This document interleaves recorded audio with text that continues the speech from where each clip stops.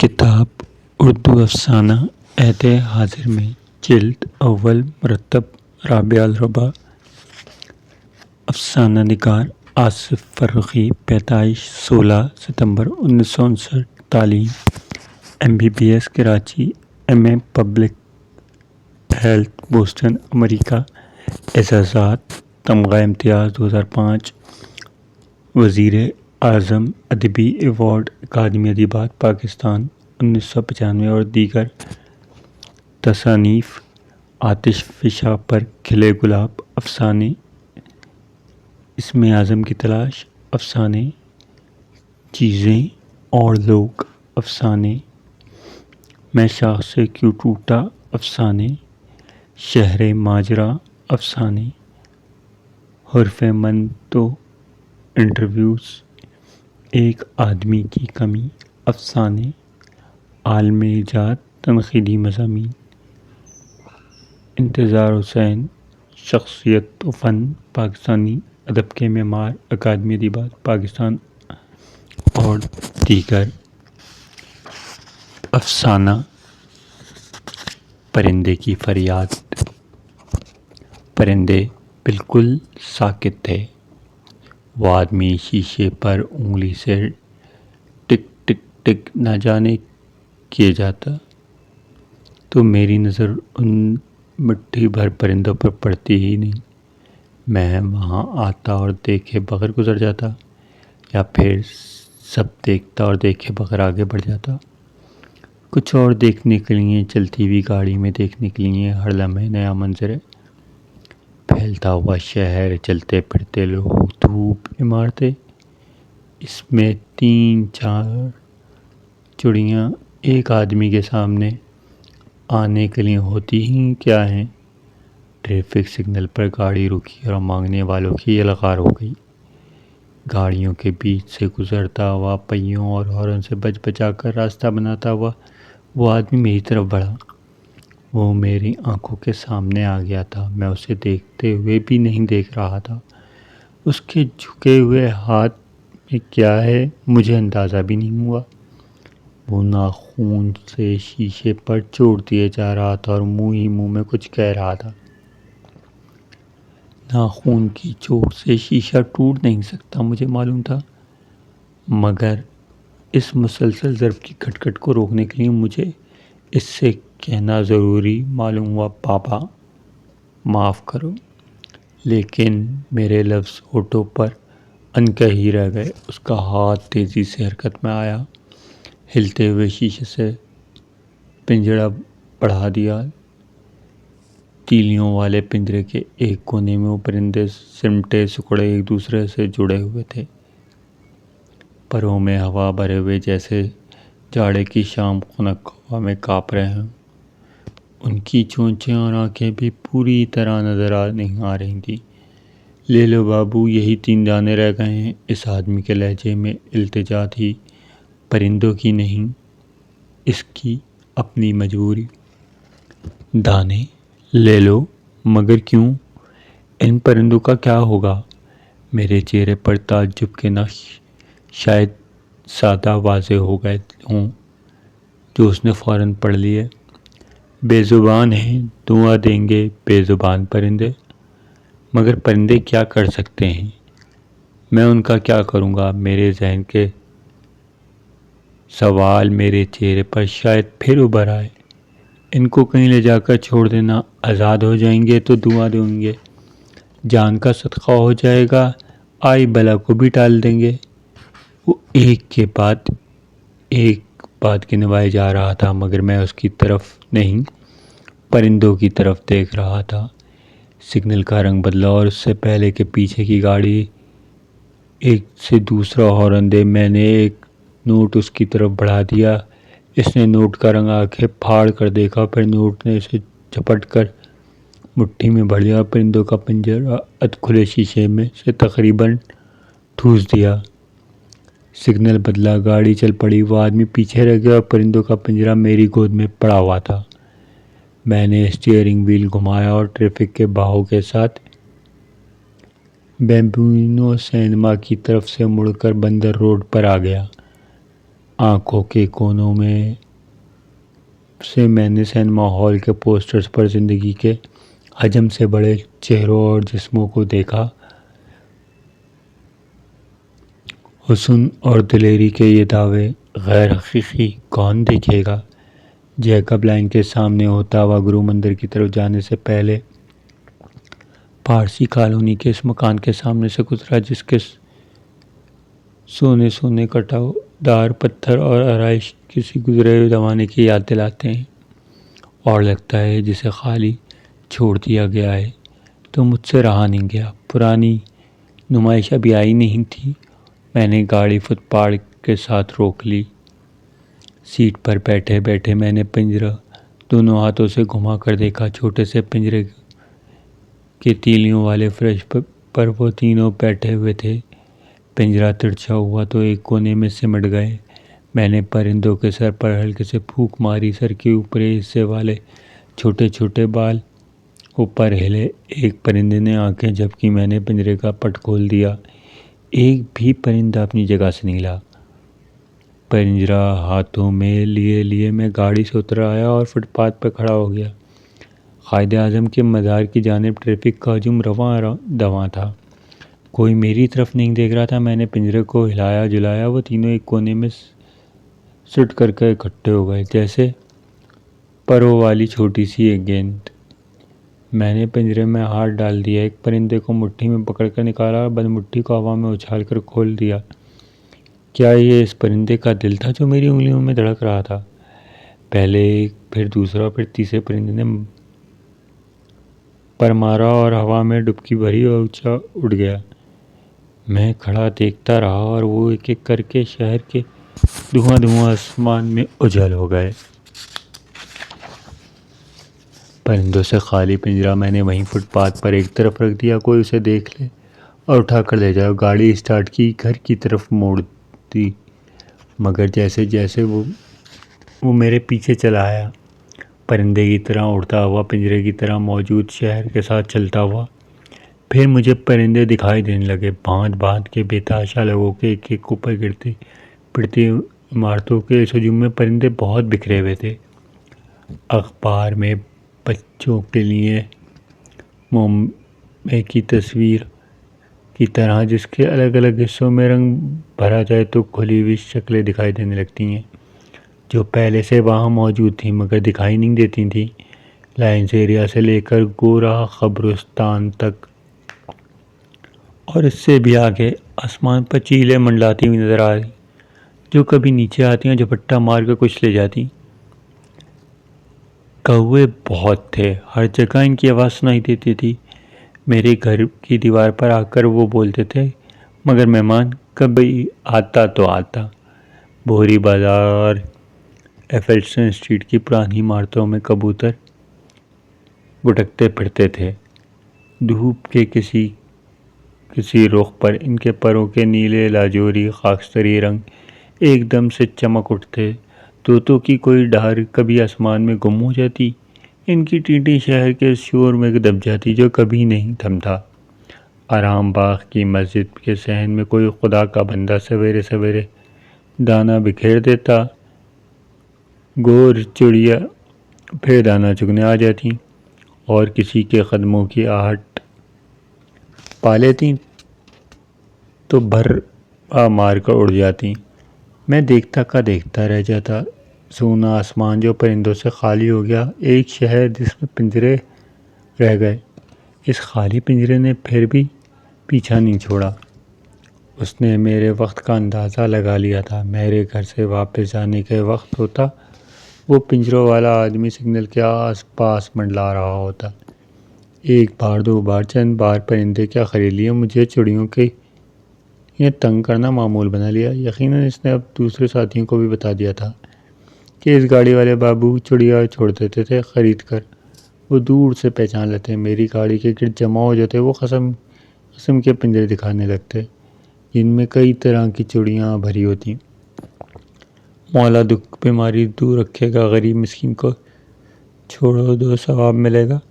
وہ میرے سامنے اس طرح کی گھما گیا باتیں کرتا، مجھے شک ہو جاتا کہ یہ واقعی پرندوں کی بات کر رہا ہے۔ مگر اب مجھے جھنجھلاہٹ ہونے لگی تھی۔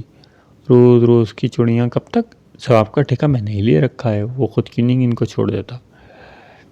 آزادی دینی ہے تو پکڑتے کیوں ہیں؟ غریب بے زبانوں کو ستانے کے لیے چھوڑنا ہے تو ٹھہرا تو شہر آدمی بہت ہیں، شہر بھر میں ایک میں ہی دکھائی دیا ہوں جو مجھے ٹھگنے چلے آئے ہیں۔ یہ چڑی مار آئے دن ان کے تقاضوں سے تنگ آ کر میں نے سوچا پولیس کو ان کا پیچھے لگا دوں۔ جانے کہاں کہاں سے یہ چڑیا پکڑ کر لاتے ہیں، کتنی تکلیف میں رکھتے ہیں کہ پرندہ بیمار دکھائی دیتے ہیں، بے زبان فریاد بھی تو کرتے تو ہوں گے۔ پھر خیال آیا پولیس کیا کر لے گی، یہاں تو انسانوں کی قید تو بند کا حساب نہیں۔ میں نے تہیہ کر لیا پرندے اب نہیں خریدوں گا، ان کو آزاد کرنا میرا اکیلا میرے ذمہ تو نہیں، شہر بھر چڑیوں کے دکھ سکھ کے لیے میں ہی رہ گیا ہوں، اور وہ بھی دام دے کر۔ میں ایسے ایک دن وہ پھر نظر آیا، دفتر سے اٹھنے کے بعد گاڑی وکٹوریہ روڈ پر مڑی، اسی تیزی کے ساتھ قدم اٹھاتا ہوا جیسے میرے ہی آنے کی گھات لگائے بیٹھا ہو۔ سڑک کے موڑ لیے ساتھ ساتھ گاڑیوں کی رفتار جہاں دھیمی پڑنے لگتی وہاں لمبے لمبے تیز قدم بڑھتا وہ گاڑیوں کے بیچ سے نکلتا ہوا، پہیوں سے بچتا ہوا سیدھا میری گاڑی کی طرف آیا۔ میں بھی اسے پہچان گیا، میلے بدرنگ کپڑے، موٹے موٹے ہاتھ اور اکھڑا ہوا لہجہ جو دور کے دیہات کا سراغ دے رہا تھا۔ اب کی بار اس کے ہاتھ میں ایک سے زیادہ پنجرے تھے۔ میری طرف سے جو پنجرا اس نے بڑھایا اس میں مینائیں تھیں، 5-6 تو ہوں گی، میں اس وقت گن تو نہیں سکتا تھا، مگر وہ بالکل ساکت تھیں، ان کے پاس ایک آواز تک نہ آ رہی تھی، اگر کوئی حرکت تھی تو بس چھوٹی سی آنکھیں جو ٹکر ٹکر میری طرف دیکھ رہی تھی، اور دیکھتے دیکھتے ذرا دیر میں پلک سی جھپک جاتی۔ تمہارے واسطے الگ سے رکھی ہیں بابو، لے کر ان کو چھوڑ دو، اڑ جائیں گی تو برکت لائیں گی، آج جمعرات ہے، بھری مراد ہے۔ پھر وہ شروع ہو گیا۔ وہ کیا کہہ رہا تھا میں نے سننا ضروری نہیں سمجھا۔ میں نے میناؤں کی طرف دیکھا، اسی طرح جیب سے نوٹ نکالا اور کچھ کہے سنے بغیر اس کی طرف بڑھا دیا۔ اس کی طرف پھر دیکھنے کی مہلت بھی نہیں ملی، پنجرا گاڑی میں پھینک کر وہ فرار ہوا۔ پنجرے میں بند مینائیں میری طرف دیکھے جا رہی تھیں، اور جتنی دیر میں ان کی طرف دیکھنے گیا میری پلک نہیں جھپکی۔ دیکھنے کا تار ٹوٹا جب سگنل بدلا، ہارن بج اٹھا اور گاڑیاں چل پڑیں۔ ان میناؤں کو میں گھر لے آیا۔ معمولی پتلی پتلی تیلیوں کا پنجرا تنگ تھا، مگر مینائیں ایک کونے میں سکڑی بیٹھی تھیں، اس لیے زیادہ حصہ خالی لگ رہا تھا۔ کہیں سے ڈھونڈ ڈھانڈ کر مٹی کی پرانی سکوری میں پانی اور ایک تشتری اس میں صبح ناشتے کے بچے ہوئے ٹکڑے میں نے پنجرے میں رکھ دیے۔ بیچاری جانے کب کی بھوکی پیاسی ہوں گی، مجھے خیال آ گیا۔ میں پنجرے کے سامنے بیٹھا ان کو تک دیکھتا رہا، ان میں سے کوئی بھی اپنی جگہ سے نہیں ہلی، یوں ہی گم سم ایک دوسرے میں گھسی ہوئی گٹھری بنی بیٹھی رہیں۔ میں ان کی آواز سننا چاہتا تھا، ان کو کھاتے پیتے ہنستے ہوئے دیکھنا چاہتا تھا، مگر وہ بالکل ساکت تھیں۔ پنجرے کا پٹ کھول کر میں نے اس میں ہاتھ ڈال دیا، بڑھتے ہوئے ہاتھ سے وہ اور اسی کونے میں سکڑنے لگی جو سامنے تھی۔ اس مینا کو میں نے پکڑ کر باہر کھینچ لیا، اس کی ایسی آنکھیں میری طرف ہی دیکھ رہی تھیں، ان آنکھوں میں ایک بہت پرانی آواز سن رہا تھا۔ مینا کی آواز میرے بچپن سے آ رہی تھی، گھر کی دیوار اور منڈیروں پر مینا کی مان کر بیٹھتی، پھر ایک ذرا پھر سے اڑ جاتی۔ میں اپنے کمرے کی کھڑکی سے دیکھتا تھا، پھر کوئی مجھے گود میں اٹھا کر باہر لے جاتا تو میں مینا کو دیوار سے اڑ کر منڈیر پر، اور منڈیر سے پھر نہ جانے کہاں کہاں اڑتے دیکھتا رہتا۔ اس کا گھونسلہ جانے کہاں تھا، مکان کی کس دیوار کی درز میں، کس درخت پر، درخت بھی وہاں گنتی کے تھے، مگر مینا کے گھونسلے کا پتہ ہی نہیں چلتا تھا۔ مینا اڑتی ہوئی آتی اور مینا کی آواز آتی، اس آواز کو میں نے بہت بچپن سے ہی پہچان لیا تھا۔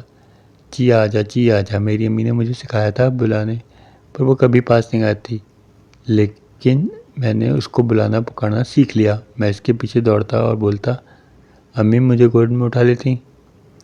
میری منیا وہ کہتی اور گدگدانے لگتی۔ میں ہنس پڑتا، مینا اڑ جاتی۔ اب جو مینا میرا ہاتھ میں تھی میں نے اس کی طرف دیکھا، اس کی آنکھیں نہیں جھپکیں۔ پھر مجھے ایک اور بات یاد آئی، اسکول کے کمرے میں دھوپ بھری اور میں بینچ پر بیٹھا ہوں، کتاب سامنے کھلی ہے اور میرے آنکھوں سے آنسو ٹپک رہے ہیں۔ اسکول کی مس کچھ حیرت سے اور تبھی تبھی مسکراہٹ کے ساتھ مجھے دیکھ رہی ہیں، کچھ کہہ رہی ہیں۔ مجھے ان کے اس وقت کے الفاظ یاد نہیں ہیں۔ اس نظم کا سبق یاد ہے جو اب بھی انہی کی آواز میں سن رہا ہوں۔ نظمیں تو ہم اسکول میں بہت سی پڑھتے ہیں۔ روز صبح اسکول کی گھنٹی کے بعد لب پہ آتی دعا بن کے تمنا میری۔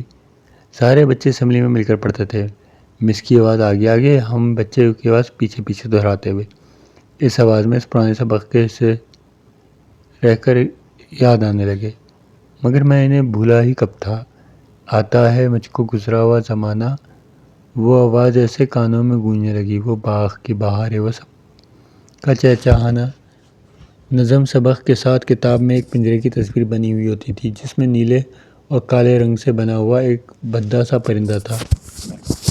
مصور نے یہ دکھانے کی کوشش کی تھی وہ پرندہ اداس اور غمزدہ بیٹھا ہوا ہے۔ ارے بیچارہ پرندہ! کلاس میں باری باری مختلف بچوں سے وہ نظم بلند آواز میں پڑھوانے اور اس تصویر والے پرندے کے بارے میں بتانے کا مجھ پر اتنا اثر ہوا کہ کلاس ہی میں آنسو بہنے لگے تھے۔ میرے سوا کوئی نہیں ہے جس کی فریاد سن لے، اس سے آزاد کر دے، میں خود بھی کیا کر سکتا ہوں؟ وہ اس کتاب میں نظم میں بند بیٹھا ہوا ہے۔ میری امی بتایا کرتی تھیں میں پنجرے میں بند پرندے کو دیکھ نہیں سکتا تھا اور اس نظم کو اتنی بار دہراتا تھا کہ ازبر ہو گئی تھی۔ جو مجھ سے کہتا فر سنا دیتا۔ اسکول میں گھر میں آنے والے مہمانوں کو شاباشی وصول کرتا۔ کہیں کہیں سے وہ مٹے مٹے سے الفاظ پھر یاد آنے لگے۔ وہ پیاری پیاری صورت، وہ کامنی سی مورت، آباد جس کے دم سے تھا اور ہوتی میری رہائی ہے کاش میرے بس میں۔ وہ پرندے کی تصویر بھی یاد تھی اور اس نظم کا وہ مصرع جس پرندے کے آنسو نکلتے دکھائی دیتے تھے، کیا بدنصیب ہوں میں گھر کو ترس رہا ہوں، اور پھر اس سے آگے میں اس اندھیرے گھر کی میں قسمت کو رو رہا ہوں، نہیں بیچ میں سے کچھ غائب ہو گیا ہے۔ ہاں یاد آ گیا، جب سے چمن چھٹا ہے یہ حال ہو گیا ہے، دل غم کو کھا رہا ہے، غم دل کو کھا رہا ہے، گانا اسے سمجھ کر خوش ہوں نہ سننے والے، دکھتے ہوئے دلوں کی فریاد یہ صدا ہے۔ وہ نظم شاید یہیں تک تھی۔ اس پرندے کے نیلے کالے اور بدرنگ آنسو اتنے عرصے سے مجھ میں جمع تھے، اب وہ رک ہی نہیں سکتے تھے۔ میں نے مینا کو چھوڑ دیا، وہ ہوا میں اٹھی پھر اڑ گئی۔ ایک ایک کر کے میں نے ساری میناؤں کو اڑا دی، پھر وہ پنجرہ خالی رہ گیا۔ خالی پنجرہ ہاتھوں میں تھامے میں گھر سے باہر نکلا اور بچپن کی اس نظم کو ٹوٹے ٹوٹے الفاظ میں اب بھی بیچ میں کٹا کر ذہن میں پلٹ رہے تھے۔ کوشش کے باوجود پوری نظم نہیں دہرا سکا۔ تب میں نے واپس جانا چاہا اور تبھی مجھے پتہ چلا کہ اب واپسی ممکن نہیں رہی۔ کیا میں چابی اندر ہی بھول آیا تھا جو دروازہ نہیں کھلا، یا یہ دروازہ ہی کوئی اور تھا؟ وہ گھر میرے لیے بند ہو چکا تھا، وہ سب دروازے بند ہو چکے تھے، وہ پرانے گھر مجھے چھوڑ چکے تھے۔ جیسے کلاس میں روتے روتے سو گیا ہوں، مجھے پتہ ہی نہیں چلا کب اسکول کی چھٹی اور کب باقی بچے اپنے اپنے گھروں کو چلے گئے۔ ان کے پاس جانے کے لیے گھر بھی تھے۔ اپنے اس بچپن سے بچھڑا ہوا میں اس تنگ رہ گزر میں ہوں جس میں آگے ہی سرک سکتا ہوں۔ ایک ہی رخ ہے جس پر مجھے چلتے جانا ہے۔ گھر کے بند دروازے سامنے کھڑے ہو کر میں نے ادھر ادھر نظر دوڑائی۔ آسمان کا رنگ گدلا اور مٹیالا تھا، اس پر بہت آگے تک جھیلیں اڑ رہی تھیں، جانے کہاں، برسٹل لائن کی طرف یا بندر روڈ۔ اس سے فرق بھی کیا پڑتا تھا، ساری جگہیں ایک سی تھیں۔ ان کے سامنے میری بیچارگی بے سر و سامان، ان میں کوئی کتنا بھی آگے جا سکتا تھا۔ پھر گھوم کر واپس آنا ہوگا۔ یہ جیکب نگر، بوری بازار اور رام سوامی اور کشمیر روڈ تیلیاں ہیں اس پنجرے کی جو کسی کو نظر نہیں آتا، اور چاروں طرف محلے ہے۔ اس کے کونے میں سمٹ سکڑ کر دن بتانا ہے، آنکھیں جھپکائے بغیر۔ من اس نظم کا آخری شعر ذہن میں ابھرا، آزاد مجھ کو کر دے اور قید کرنے والے، میں بے زباں ہوں قیدی تو چھوڑ کر دعا لے، مگر مجھے آزاد کون کرے گا؟ مجھے کسی کا ہاتھ اپنے پنجرے کے باہر نظر نہیں آتا۔ کوئی میل نہیں آسمان کو پھیلا دے یہ زمین چھوٹی پڑنے لگی ہے، کچھ نہیں، اس پنجرے کو وسیع کر دے۔ شاید یہ کسی اختیار کی بات نہیں، پنجرے میں بند چڑیا کی اپنی فریاد پر اختیار ہے، دل کے دھڑکنے پر۔ پھر مجھے خیال آیا جب وہ نظر نہ آنے والا ہاتھ پنجرے سے گھسیٹ کر باہر نکالنے کے لیے میری طرف بڑھے گا تو اس کی مٹھی میں بند دھک دھک دھک دھک ہو رہی ہوگی۔ کیا وہ میرے دل کی دھڑکن کی آواز ہوگی؟ میں نے چاروں طرف نظر دوڑائی، میرے سوال کا جواب کہیں بھی نہیں تھا۔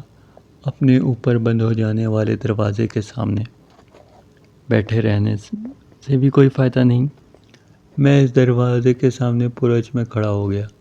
میں نے اپنے دونوں بازو پنکھ کی طرح پھیلا دیے اور گہرے گہرے سانس بھرنے لگا۔ جب تک پنجرہ میری تلاش میں مجھ تک دوبارہ پہنچ نہیں جاتا تب تک میری آزادی ہے، جتنی دیر اسے سینے میں اتار سکوں اتار لوں۔ پنجرے کی تیلیاں اگر ٹوٹتی نہیں ہیں ٹیڑھی تو ہو جاتی ہیں۔ میرے بس میں اتنی ہی رہائی ہے۔ میں نے گھر کی دیوار پر سے جھانک کر دیکھا، شام ڈھل رہی تھی اور درختوں میں بسیرا کرنے والے پرندے شور مچا رہے تھے۔ ختم شد۔